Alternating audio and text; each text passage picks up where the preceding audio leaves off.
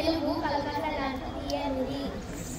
అందరి రాజుల ముందు ఒట్టేసి చెబుతున్నాను, దేశంలోని అన్ని భాషల కన్నా తెలుగు భాష గొప్పది అని శ్రీకృష్ణదేవరాయలు చెప్పారు. ధన్యవాదాలు.